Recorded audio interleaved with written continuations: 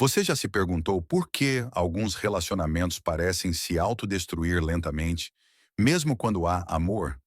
Por que, apesar de tantas promessas, juras de cumplicidade e planos a dois, certas relações simplesmente desmoronam e ninguém consegue explicar o motivo? Talvez a resposta não esteja no que o outro fez ou deixou de fazer, mas sim no que você carrega dentro de si e que nunca teve coragem de encarar. Segundo Freud, o verdadeiro campo de batalha dos relacionamentos não está na superfície, mas sim nas profundezas do inconsciente.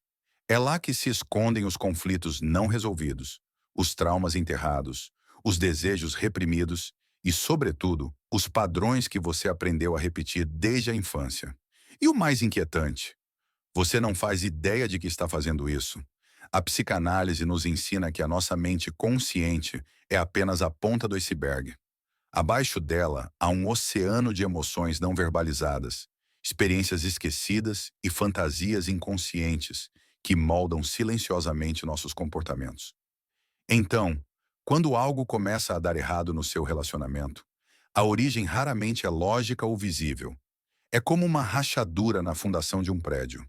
Ninguém vê, mas com o tempo ela destrói tudo. Você pode, por exemplo, sentir uma raiva irracional do seu parceiro quando ele demora a responder uma mensagem. Você diz a si mesmo que é só uma questão de respeito, mas a verdade é que essa espera disparou, sem que você percebesse uma sensação antiga de abandono. Talvez quando criança, você esperasse horas por alguém que nunca veio, um pai ausente, uma mãe sobrecarregada. A dor daquela espera ficou gravada em você. E hoje, toda vez que sente algo parecido, você reage com a intensidade de quem ainda está preso naquela cena antiga. Freud chamava isso de transferência emocional, um fenômeno em que você transporta sentimentos mal resolvidos de figuras do passado para pessoas do presente. E nos relacionamentos amorosos, esse processo é explosivo. Você não está apenas discutindo com o seu parceiro, você está confrontando, sem saber, as sombras da sua própria história. E aqui entra o conceito de repetição neurótica. Segundo Freud, temos uma tendência inconsciente de repetir padrões emocionais, mesmo os mais dolorosos, porque acreditamos que dessa vez poderemos controlá-los ou redimi-los. Assim, você pode acabar se apaixonando por pessoas emocionalmente indisponíveis, não porque gosta de sofrer, mas porque inconscientemente acredita que, ao conquistá-las, estará finalmente curando aquela ferida antiga de rejeição. Só que essa cura nunca vem, e o ciclo continua. Quantas vezes você já se pegou dizendo: sempre escolho a pessoa errada? Isso não é coincidência. Isso é o seu inconsciente em ação. Freud dizia que nós somos feitos de desejos que não compreendemos. E enquanto você não entender o que realmente está buscando num relacionamento, continuará se envolvendo com quem te machuca, se doando até se esgotar, sabotando a intimidade, fugindo do afeto ou se agarrando ao medo de perder. Tudo isso acreditando que está apenas amando demais. E o mais cruel é que você pode fazer tudo isso achando que está tentando salvar o relacionamento. Você se esforça, se sacrifica, engole o que sente, tenta mudar o outro. Mas a verdade é que você está repetindo um roteiro inconsciente. E quanto mais repete, mais se afasta de si mesmo. É por isso que Freud insistia: tornar consciente o inconsciente. Porque só assim você para de culpar o outro, o destino, o universo. Só assim você começa a olhar para dentro, a investigar a origem da sua dor, a reescrever sua própria história. E quando isso acontece, algo muda. Você começa a entender suas reações, a reconhecer seus gatilhos, a deixar de viver em função de feridas antigas. O que está destruindo o seu relacionamento talvez não seja a falta de amor, mas o excesso de fantasmas não reconhecidos. Você pode estar tentando amar com uma alma carregada de cicatrizes que ainda sangram. E ninguém consegue amar em paz quando vive em guerra interna. Você já percebeu como, às vezes, uma simples palavra, um gesto ou até mesmo o silêncio do outro pode acionar uma avalanche dentro de você? É como se, em um segundo, tudo mudasse. Você sente raiva, tristeza, abandono ou ansiedade, mas não entende exatamente por quê. E é aí que mora o verdadeiro perigo. Quando você reage com todo o seu passado, achando que está reagindo apenas ao presente. Freud chamou isso de retorno do recalcado, ou seja, sentimentos e experiências que você reprimiu no passado, por serem dolorosos demais, não desapareceram. Eles apenas foram empurrados para o inconsciente. Mas o inconsciente tem uma força brutal.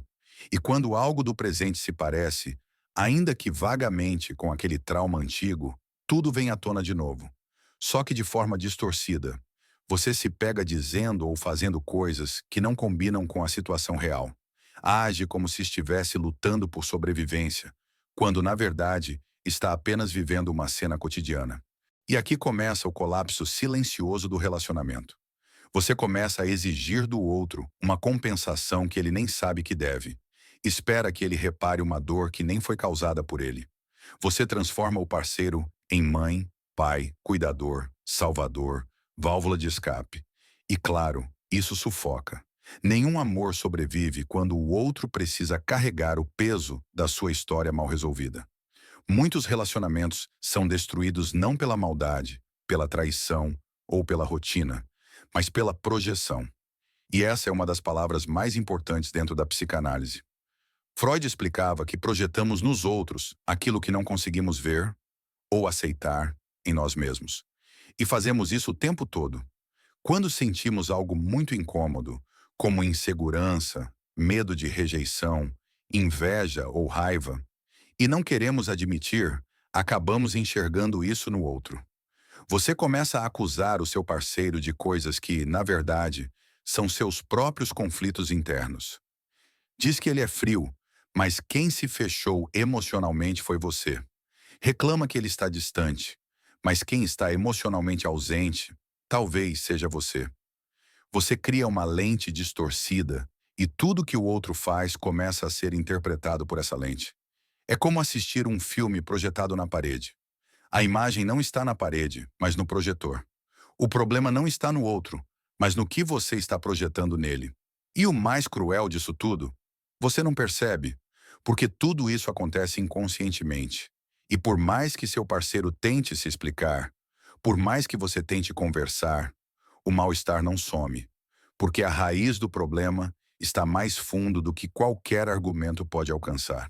É nesse ponto que muitos casais começam a se desconectar. Pequenos ressentimentos crescem como ervas daninhas. O que era tolerável vira insuportável. O desejo diminui. A admiração morre. E aos poucos, o relacionamento vai sendo corroído por um sentimento de estranheza, de desconexão, de não sei mais quem é essa pessoa ao meu lado.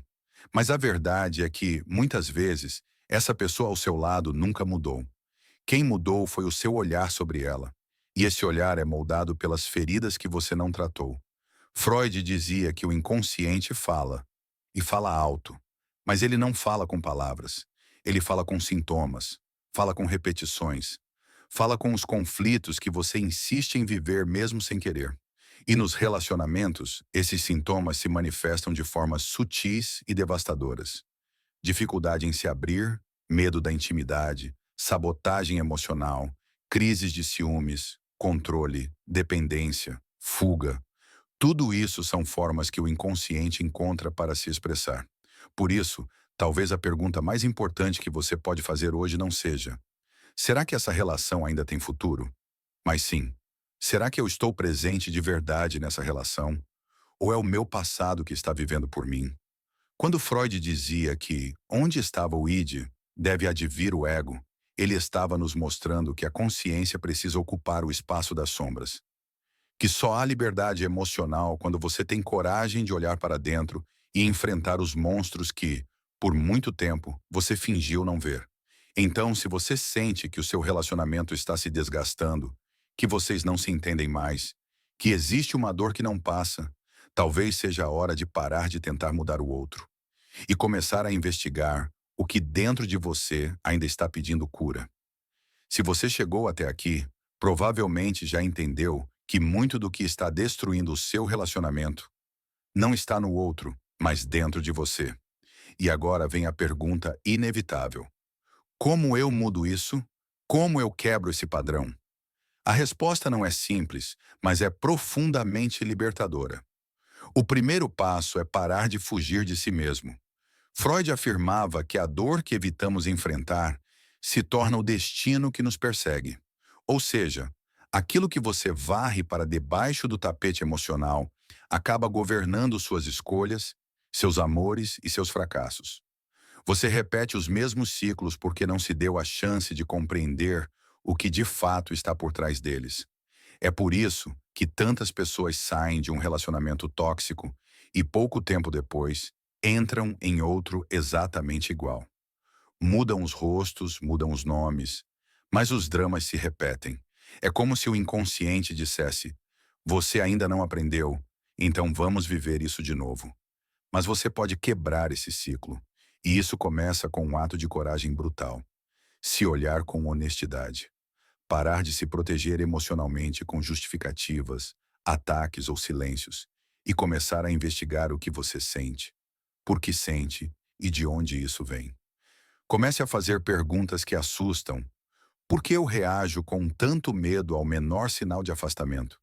Por que eu preciso tanto da validação do outro para me sentir seguro? Que tipo de amor eu aprendi na infância e que hoje está se repetindo nos meus relacionamentos? Essas perguntas abrem portas dentro de você. E muitas vezes a resposta virá com dor, porque olhar para a própria história é reabrir feridas. Mas também é a única forma de limpá-las de verdade.